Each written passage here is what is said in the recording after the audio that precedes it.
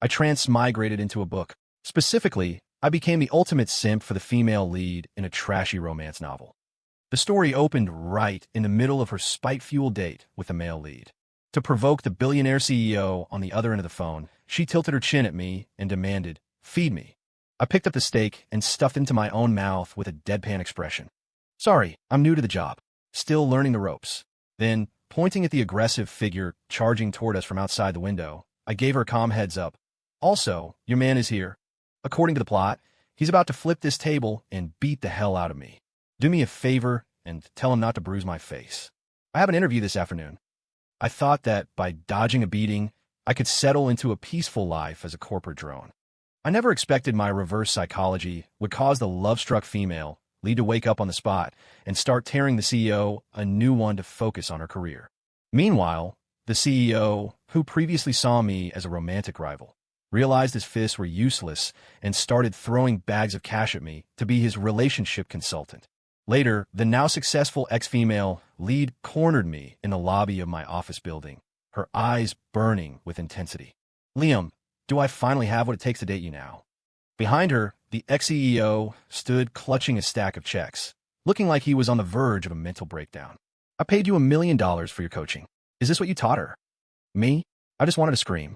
I really just wanted to keep my job and clock out on time. "Stop giving me more scenes." Sophie Vance's eyes were wide as saucers. "Liam Miller, have you lost your mind?" She stared at me in disbelief, as if I hadn't just eaten a piece of steak, but her very heart and soul. "My mind is perfectly fine.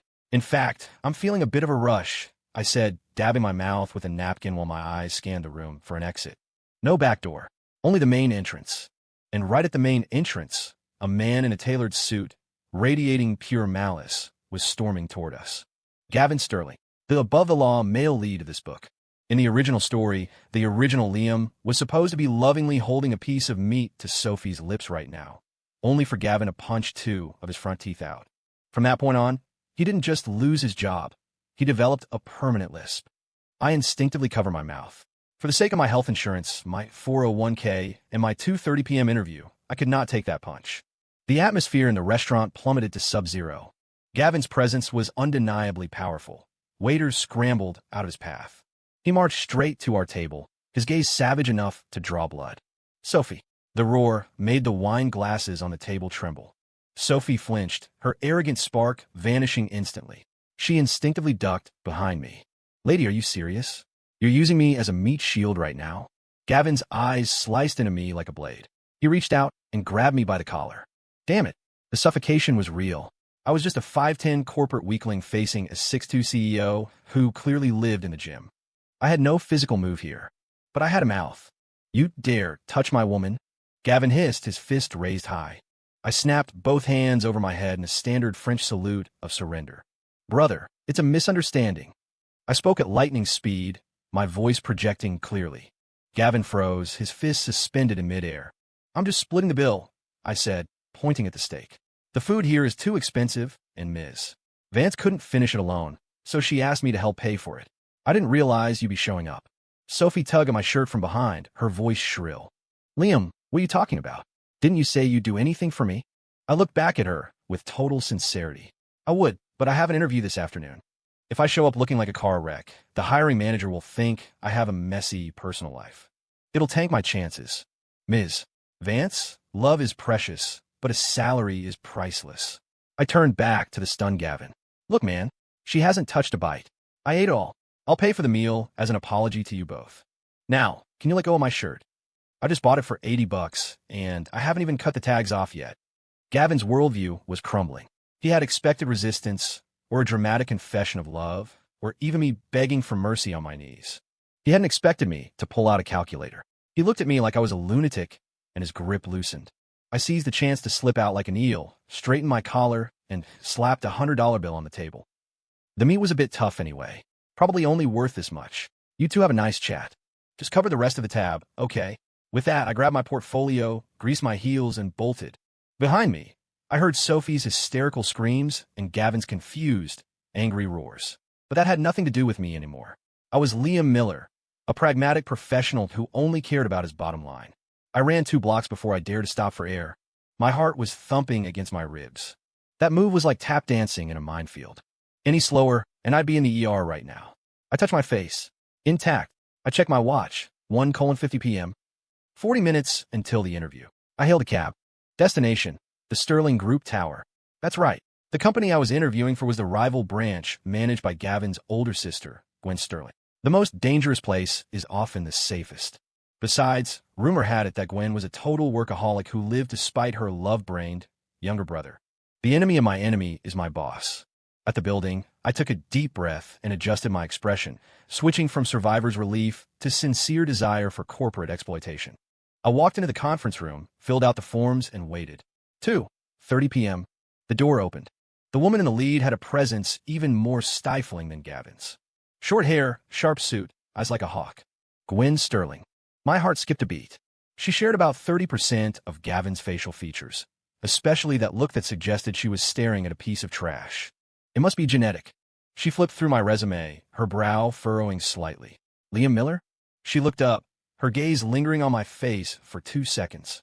Are you the bill-splitting guy who just tried to settle accounts with my brother at a steakhouse? Me? Bad news really does travel fast. The world was too small. The other 2 interviewers were ducking their heads to hide their smirks. I grit my teeth and straightened my spine. Ms. Sterling, that was crisis management. Gwen arched an eyebrow, intrigued. Go on. When facing an unstoppable force, an enraged Gavin Sterling. Confrontation is the worst strategy. By shifting the conflict, the split bill, I lowered the target's aggression and preserved my personal assets, namely, my face and my shirt. That is the optimal solution. Furthermore, I successfully pressured Mr. Sterling into paying the remainder of the tab, saving myself a significant expense. I believe this level of cost control and crisis mitigation is exactly what a qualified executive assistant needs. The room was silent for 3 seconds. Then Gwen laughed, not a polite corporate chuckle, but genuine amusement. Interesting. She closed the resume and tapped her finger on the table. I heard you used to be Sophie Vance's pursuer. A trap question. I immediately took on a serious tone. That is a past tense situation. People grow up. They realize that love doesn't pay the rent, but a salary does. Right now, I only want to build a career, not a relationship. Especially not with someone associated with a man who thinks illegal restraint and screaming in public are personality traits. The amusement in Gwen's eyes deepened. She clearly enjoyed hearing someone trash her headache of a brother. You're hired, she said, standing up with efficient grace.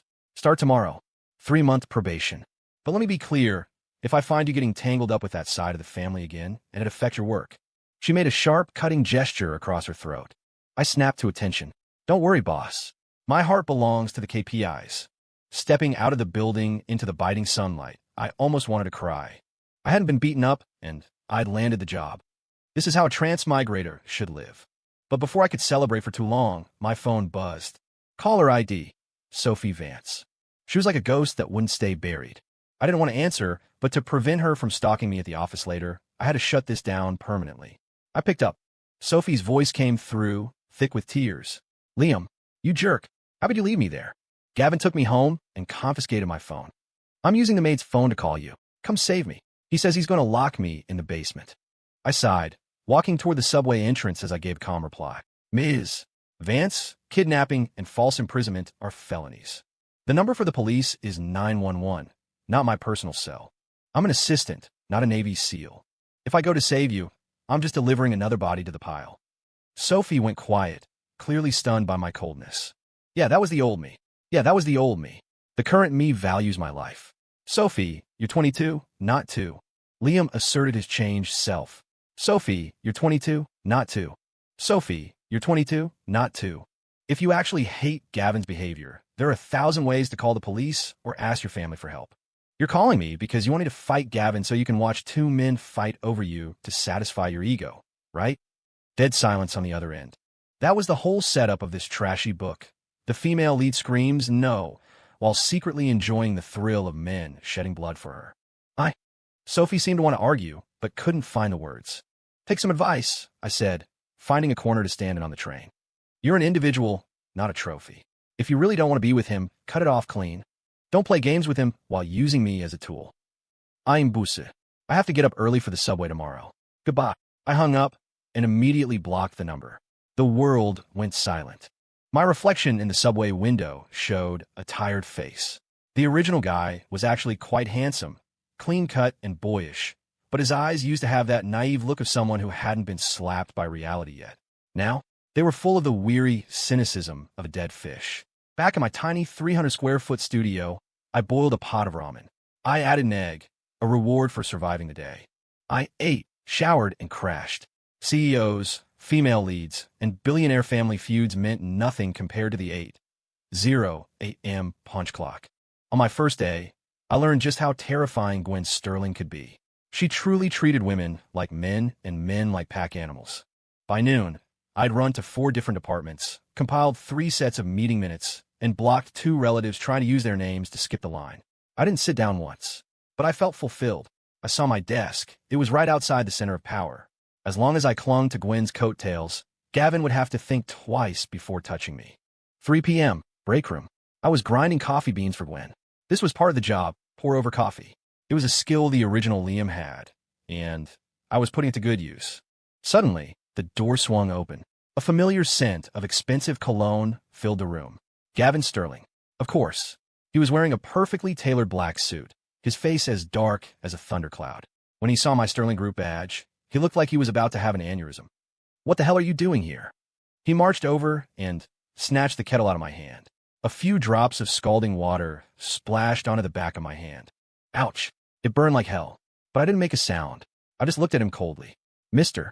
Sterling, that is the director's coffee. I asked you a question." Gavin slammed the kettle onto the marble counter. "Who gave you permission to step foot in this building? A pathetic little dog like you doesn't belong in my company." "Your company?" I smiled, a hint of mockery in my eyes. "As far as I know, this subsidiary's legal representative is Gwen Sterling, and she holds the controlling interest. You're the group CEO, but your reach seems to be exceeding your grasp. Also, I am Ms. Sterling's executive assistant. I'd appreciate some respect." Gavin laughed, but there was no humor in it. He reached for my collar, his signature move. "Respect? For you? I'll have you fired right now." "Drop it." A cold, female voice rang out from the doorway. Gwen was leaning against the frame, arms crossed, her gaze icy. "Gavin, you're laying hands on my staff? In my office? You want to die?" Only 4 words, but they were more effective than 100 of Gavin's roars. Gavin's hand froze. He turned around, his face turning the color of a beet. "Gwen, do you have any idea who this guy is? He's the one who was obsessed with Sophie." "I know," Gwen interrupted. She walked over, took the coffee cup from my hand, and glanced at the red burn on my skin. "Go to the infirmary. This counts as a workplace injury." Then she turned back to Gavin, her eyes turning frigid. "He is my assistant now. He's capable, efficient, and he listens. He's 10,000 times more useful than that little girlfriend of yours who does nothing but cry and scramble your brains. If you want to throw a tantrum, go back to HQ. Don't stain my floor." Gavin was shaking with rage, pointing between me and Gwen. "Fine. Great. You're ganging up on me now." Just then, a small head peeked around the break room door. Sophie. She had followed Gavin here, hiding in the back. She was staring at the scene with wide eyes, watching me stand behind Gwen, poised and indifferent, while Gavin acted like a petulant child. The contrast was humiliating. Gavin noticed her and immediately tried to grab her hand. "Sophie, you see? This guy is devious." Sophie stepped back, avoiding his touch. Her eyes were fixed on the red welt on my hand, her brow furrowed. "Gavin, you went too far. He was just doing his job." For the first time in the history of the original plot, Sophie had publicly contradicted Gavin to defend me. I wasn't moved. I just had a headache. "Lady, you're just fanning the flames. Can't you see Gavin's eyes are literally glowing with rage? What did I do to deserve being stuck between these 3 lunatics?" Gavin was eventually escorted out by security on Gwen's orders, with Sophie in tow. Finally, peace. I treated the burn and went back to work. Gwen seemed pleased. "Good nerves," she said, taking a sip of the coffee. 10% raise. I suddenly felt no pain at all. I let him burn the other hand for another 10%.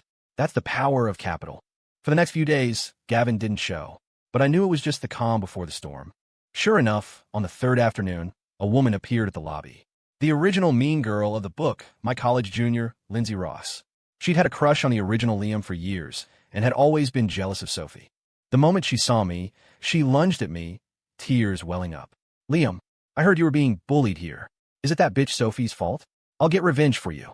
My eyelid twitched. Another one with a broken brain. I sidestepped her frantic lunge and maintained a professional distance. Lindsay, I'm at work. Please behave yourself. Liam, I'm worried about you. Lindsay cried, her voice loud enough to draw the security guard's attention. How can you work for the Sterlings? They treated you so badly. Let's team up. We'll take down Sophie and make Gavin regret everything. I looked up at the ceiling, speechless. What kind of middle school dialogue is this? Take down Sophie? With what? Your tears. Sorry, I don't have time to play house, I said, checking my watch. I had a meeting to prep for. My goal is a promotion and a raise, not joining the Avengers. Please leave. As I spoke, a taxi pulled up at the curb. Sophie stepped out. She was carrying a thermos, looking like she was here to visit a patient. She froze when she saw Lindsay. Lindsay, seeing her, charged forward like she'd been injected with adrenaline. Sophie Vance, you have the nerve to show up here. The two women immediately descended into a brawl. Hair pulling, scratching, screaming. It was utter chaos. The female lead and the villainess, fighting over a background character like me. If this were written in a book, the readers would be flaming the author. But I wasn't a reader. I was a participant. A participant who very much wanted to leave. The security guard looked at me. Mr. Miller, what do we do? I kept my face expressionless. I don't know them. Break them up before they damage the company's image. With that, I turned and walked into the elevator, hitting the closed door button. The door slid shut, cutting off the screams and the scratching. I let out a long breath. If someone has to go to hell, it's not going to be me. I'm staying out of this circus. Back in the office, Gwen looked at me with a smirk. You're quite the heartbreaker, aren't you? I gave her a bitter smile. Ms. Sterling, this is a curse, not a blessing. Are you going to dock my pay? Gwen waved a hand. No, you usually have to buy a ticket for a show that good. Though, Sophie actually seems to be changing. She pointed out the window. Down below, Sophie hadn't done what she usually did, cry and call Gavin after a fight. She had pushed Lindsay away, straightened her messy hair, and looked up at our floor. Across dozens of stories and a glass curtain wall, I couldn't see her expression, but I had a bad feeling. The love brain was starting to grow a real brain. And for me, that wasn't necessarily a good thing. Sophie asked to meet me at the coffee shop across from the office. I wanted to say no, but she said, Liam, I just have a few questions. I'll leave right after. I won't pester you. Her tone was uncharacteristically calm. I went. 10 minutes. That was my limit. Sophie sat in the corner, a Band-Aid on her face from her scuffle with Lindsay. Without her usual heavy makeup, she looked tired, but her eyes were clearer. Sit, she said, pushing the thermos toward me. I made the soup myself. It's probably not very good. I didn't touch it. Ms. Vance, let's get to the point. I have 10 minutes. Sophie gave a self-deprecating laugh. You really hate me now. I don't hate you. I just don't want trouble. I said honestly. Liam, I thought about what you said for a long time. She gripped her coffee cup, her knuckles white. I really am just a trophy. All my life, I've been Vance's daughter, then Gavin's girlfriend. I've never had a job, never earned a cent. I didn't even know how to use the subway until yesterday. She looked up at me, her gaze lost. I want to leave Gavin, but I don't know what I'm even capable of. Can you teach me? I looked at her. Was this really the same spoiled princess who demanded I feed her?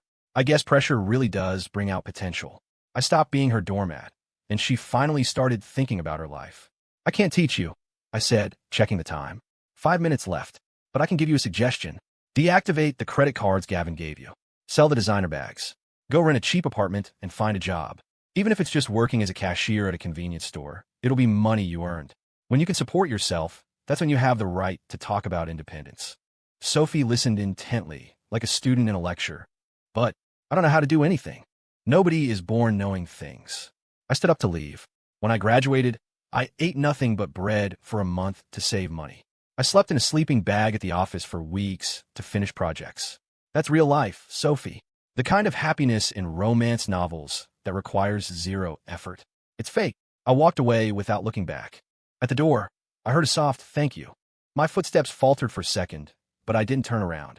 I felt a weird sense of satisfaction. Is this what it feels like to be a life coach? It felt way better than being a simp.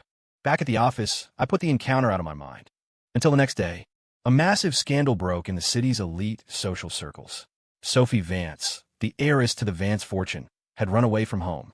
No phone, no cards, nothing. Gavin went nuclear. He used every connection he had to scour the city. He even called Gwen's office, screaming into the phone, asking if I had hidden her. Gwen put the call on speaker and set the phone on her desk, continuing to sign documents while he barked on the other end. I stood by her side, silently rolling my eyes. It seemed the butterfly effect was in full swing. The plot was officially dead. Unable to find Sophie, Gavin redirected his rage at me. In his simple mind, all of Sophie's changes were my fault. The Sterling Group HQ started targeting Gwen's subsidiary projects, stalling approvals, stealing clients, and aggressive price cutting. It was petty and dirty. Gwen was buried in work, and her temper was fraying. The office was a high-pressure zone, but I actually found it interesting. The more Gavin targeted me, the more it proved how pathetic he was. He couldn't handle Sophie, so he came after his rival. Wednesday afternoon, I was heading out to negotiate with a major supplier. As I left the building, 2 black sedans cut me off. Several hulking men stepped out. Mr. Miller, Mr. Sterling would like to have a word. The cliché was painful, but I got in the car. It was broad daylight. I doubted he'd actually try to bury me. The car took me to a private club. Gavin was sitting on a leather sofa, cigar in hand, surrounded by a cloud of smoke. He was really leaning into the villain aesthetic. Liam Miller, you've got guts. He flicked ash onto the carpet. Where is Sophie? I found a comfortable chair and sat down, showing zero signs of being a hostage. Mr. Sterling, you should ask the police that. I'm Gwen's assistant, not Sophie's nanny. Don't play dumb with me. Gavin lunged to his feet, smashing a teacup at my feet. Shards flew everywhere. She wanted to see you that day, and then she vanished. You're the one who hid her. Do you really think I can't make sure you never work in this city again? I looked down at the tea stains on my pants. This pair cost me $300. Mr. Sterling, is this how you ask for favors? I looked up, my expression flat. You can't find her because she doesn't want to see you. The more you lose your mind, the further she'll run. You have no idea what she actually wants. Gavin sneered. What she wants? She wants money and to be pampered. What haven't I given her? She wants respect. I stood up and brushed off my pants. But to you, she's just a pet. Gavin, you lost. Not to me, but to your own pathetic need for control.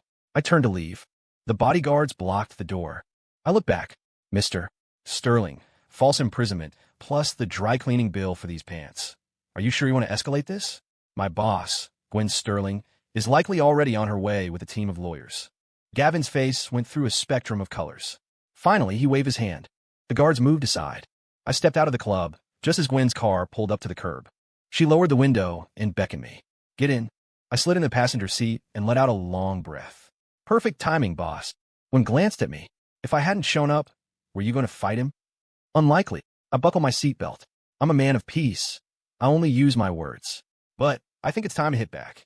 Gwen arched an eyebrow. Ow! Since Gavin cares so much about Sophie, let's make it hurt. The Southside redevelopment project? We can take it now. Gavin was so obsessed with finding her that his business judgment was at an all-time low. It was the perfect opening. Gwen looked at me, a flash of admiration in her eyes. Liam, you become quite the shark. Thank you, boss. It's just professional survival. A week later, Sophie reappeared. She wasn't caught. She came back on her own. It was during a Vance family dinner. Gavin was there. Sophie walked in wearing a cheap but professional-looking suit. She was thinner and a bit tanned, but her eyes were incredibly bright. Gavin rushed toward her. Sophie, where have you been? I've been going crazy. Sophie stepped back, coolly avoiding him. She pulled a card from her bag and set it on the table. This is the balance of the money you gave me over the years. I sold the jewelry you bought me and converted it to cash. I'm still a little short, but I'll sign a promissory note and pay you back over time. The room went dead silent. Gavin froze. Sophie, what is this? Do we really need to keep score like this? Yes. Sophie's voice was quiet but firm. Gavin, it's over. I don't love you. Or rather, I never loved the real you. I just love the golden cage you built for me. Now, the cage is broken, and I'm going to fly. Gavin's face went pale. He wanted to rage, to roar, to force her to stay. But looking into her cold, distant eyes, he realized his old tricks wouldn't work. She wasn't afraid of him anymore. Is it because of Liam Miller? Gavin hissed, his voice trembling. Is it him? Sophie blinked, then laughed. It has nothing to do with him. But he did teach me one thing. You have to love yourself before anyone else can love you. Gavin, you don't love me. You love your own sense of control. With that, Sophie turned and walked out. Decisive and graceful. She left Gavin standing there, unraveling. I heard the details of the scene from Gwen later. I had actually been there, waiting in a car outside to pick Sophie up. She had asked me to come. She said she was afraid she'd lose her nerve and needed someone outside to keep her brave. I was her emotional support mascot. When Sophie got in the car, her hands were still shaking. But she was beaming. Liam, I did it. Congratulations. I started the engine. Where to? My apartment. I have to be up early for the bus tomorrow. She was working as an intern at a design firm now. The pay was peanuts and the work was grueling, but she was happy. Looking at the girl humming a tune in the rearview mirror, I smiled. It was good. The plot had drifted all the way across the Atlantic. What was supposed to be a toxic melodrama had turned into a story of female empowerment. And I, the disposable side character, had done my good deed for the decade. After the breakup, Gavin became a laughingstock. He started drinking, moping, and shouting Sophie's name in the streets at night. Sterling Group's stock price actually took a dip. Gwen took the opportunity to snatch up several major projects. We were in the office, celebrating with champagne, when I was told Gavin was here to see me. And he had brought a checkbook. $1 million. He slammed the check onto my desk. He was unshaven, with dark circles under his eyes. The mighty so was gone. Teach me. I was eating my takeout lunch and nearly choked. Teach you what? Teach me how to make her come back. Gavin looked at me with bloodshot eyes. She only listens to you. You must have a way. I put down my chopsticks and looked at the check. Honestly, I was tempted. $1 million? That could buy me 2 houses back in my hometown. But I was a man of principle. That kind of money comes with strings. Mr. Sterling, this is a relationship counseling matter. It's outside my job description. $2 million. He slapped another check down. Me? Is this how the 1% lives? Mr. Sterling, it's not about the money. I sighed. The problem is that you haven't changed. You want her back because you feel like you lost a possession and your ego can't handle it. Not because you respect her as an independent person. Until that mindset changes, even if you get her back, you'll just repeat the same mistakes. Gavin froze. He had likely never been analyzed so bluntly in his life. Then what should I do? His voice went quiet, sounding like a lost child. I looked at this man who used to think he owned the world and felt a flicker of pity. He was a victim of the CEO trope, logic too. Go fix your head, I said, pointing at my temple. Learn respect. Learn equality. Learn that if you love something, sometimes you have to let it go. That's what a man does. Gavin was silent for a long time. Finally, he silently picked up the checks. He turned and walked away, his silhouette looking small and lonely. I stared at my empty desk, feeling a pain in my chest so sharp I could hardly breathe. $2 million. Why did I have to act so cool? Couldn't I have just taken the money and given him some vague advice? Liam, you're an idiot. Gwen walked in and saw my look of pure agony. What's wrong? Constipation. Worse. I slumped over my desk with a groan. I just turned down $2 million. Gwen chuckled. Good for you.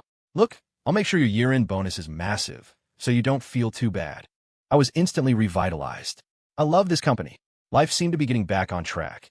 If I ignored the fact that Sophie was harassing me with increasing frequency, she started asking me out constantly, using every excuse in the book, thanking her savior, asking for career advice, even asking me to review her lease agreement. I wasn't a fool. The look in her eyes was unmistakable. I had a bad feeling that the plot was trying to veer back into soap opera territory. One night, after working late, I saw Sophie waiting outside the building. She was clutching a hot cup of tea, shivering in the wind. When she saw me, her face lit up. Liam, she ran over and pressed the tea into my hands. For you. Extra honey, just how you like it. Holding the warm cup, I felt the heat rising in my chest. Sophie, it's late. You didn't have to. I wanted to, she interrupted, looking up at me with total focus. Liam, can I date you? A direct hit. I nearly choked on my own breath. Wait, what? Don't say no yet, Sophie said, patting my back. I know I'm broke right now, but I have potential. I'm going to work hard. I want to be like you, independent and clear-headed. And I think we really click. I coughed, tried to figure out a way to decline. This was surreal. The female lead was chasing the side character. If Gavin saw this. Speak of the devil. A black sedan pulled up silently. The window rolled down to reveal Gavin's brooding face. Great. The showdown finally arrived. Gavin stepped out of the car, carrying a bouquet of flowers. It seemed he had actually listened to me and was trying the gentle romantic approach. And then he walked right into this. Sophie's confession had been caught, but she didn't panic. She didn't even look at Gavin. She kept her eyes on me. Liam, just give me a chance. Gavin walked over, his grip on the flowers so tight the stems were snapping. But he didn't roar. The overbearing aura was gone, replaced by a crushing sense of defeat. Why? He asked Sophie, his voice rasping. I've changed. I'm trying to respect you. Why him? Sophie finally turned. She looked at him with a gaze that was perfectly still. Because when I'm with him, I'm Sophie Vance. When I'm with you, I'm always just a little girl who needs protection. I don't want protection anymore, Gavin. I want to be an equal partner. Gavin's face turned ashen. He'd lost. Completely. I stood there with my tea, feeling like a massive third wheel. But I had to speak up, or we'd be stuck in a dramatic standoff all night. Stop, I said, raising a hand. Okay, Ms. Vance, Mr. Sterling. While I'm flattered, I need to make one thing clear. My only priority is my career. High-risk, low-reward activities like romance are not on my schedule right now. So could you two move aside? I'm going to miss the last train. I didn't wait for their reactions. I shoved the tea into Gavin's arms. Here, Mr. Sterling. This one's on me. It's got extra honey. You look like you need something sweet. Then I ran. 100 yards away, I looked back. They were still standing under the streetlight like statues. I shook my head. Young people, they just don't have enough work to do. To escape this weird love triangle, I started a strategy of mutual motivation. I told Sophie, I don't like people who aren't on my level. You want to date me? Fine. Come back when you have a higher title and a bigger salary than me. It was a stalling tactic, but worked as a challenge. Sophie was fired up. Fine. Just you wait, Liam Miller. From then on, she became a workaholic. Her designs were incredible, and within 6 months, she won a Rising Star Award. She was too busy to bother me. Then I told Gavin, Mr. Sterling, if you really want to fix your image, stop stalking your ex. Make the Sterling Group a Fortune 500 powerhouse. When you're at the top of the world, you'll have your pick of the elite. Besides, Sophie respects career success now. The only way she'll ever look at you again is if you crush it in business. Gavin thought that made perfect sense. He stopped the moping and threw himself into his work, even heading to Africa to oversee the company's international expansion. He called it becoming a better man. Finally, I was free. Peace was restored. I got promoted too. Gwen made me a project director. No more coffee runs. I had my own office. One day, Gwen came in to check on things. She saw me sipping tea and smiled. Liam, you're a genius. You turned 2 obsessed lovers into corporate machines. You solved my family drama and made the company a fortune. Should I give you a Sterling Hero Award? I gave a humble wave. Just resource optimization, boss. Putting the right people in the right lanes to maximize value. Gwen walked to the window, looking out of the Manhattan skyline. And you? Are you in your right lane? I paused. My lane? My lane was staying alive, keeping my job, and building a very comfortable savings account. In a world of toxic drama and violence, I had become a normal, successful person. That was more than enough. Absolutely, I said, holding my tea up to the sunlight. Life is good. A year later, Gavin returned. He was tan and fit from his time abroad, his eyes lacking the old malice but full of a new, steady weight. He was back for Sophie's solo design exhibition. Sophie was now a well-known name in the industry.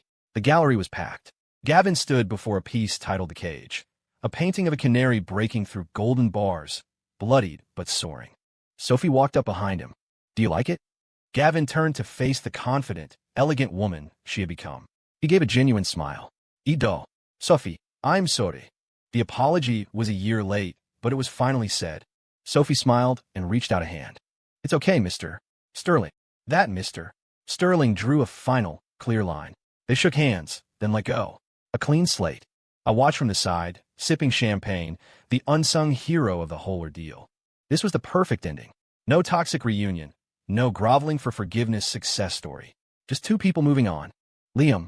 Sophie saw me and walked over, clutching her award. I've been promoted, I got a raise, and I just won this. She tilted her head playfully. I'm still not making as much as you, but I'm a great investment. Am I qualified to date you yet? People around us started whispering and cheering. I looked at her. She had grown so much. If I ignored the plot, she really was a great woman. But, just as I was about to speak, Gwen's voice cut through the noise. She was wearing a stunning black evening gown, radiating power. Ms. Vance, Liam's my right-hand man. She walked over and naturally rested a hand on my shoulder, smiling at Sophie. Trying to poach my staff right in front of me? That's a bit bold, don't you think? Sophie blinked. She looked at Gwen, then at me. A look of understanding flashed in her eyes. Ms. Sterling, you're joking. I was just hoping to learn some success secrets from Liam. I breathed a sigh of relief and gave Gwen a grateful look. Gwen winked at me, a hint of mischief in her eyes. Well, Liam, make sure to compile a report of your success secrets for Ms. Vance. We're all about industry growth here. She patted my shoulder. As for your private life, I'll leave that to you. Sophie laughed. Thank you for the advice, Ms. Sterling. She waved at me and walked away, looking perfectly content. I followed Gwen to a quieter corner of the gallery. The sun was setting, and I was nobody's doormat and nobody's substitute. The man who just wanted to survive an interview was now the one choosing who got to interview him. This was the story of Leah Miller. I looked at Gwen as she checked her phone, a faint, rare smile on her lips. Ms. Sterling, about the final proposal for the South Side project. I'd like to discuss it with you privately. I put a slight emphasis on privately. Gwen looked up, her gaze sweeping past me toward Gavin in the distance before settling back on me. Sure, let's talk in my office. She turned and headed for the exit. I knew Gwen's move was partly to help me out and partly to signal her dominance to Gavin. But it didn't matter. I was still that same pragmatic professional. Only now I had a powerful and very interesting ally by my side.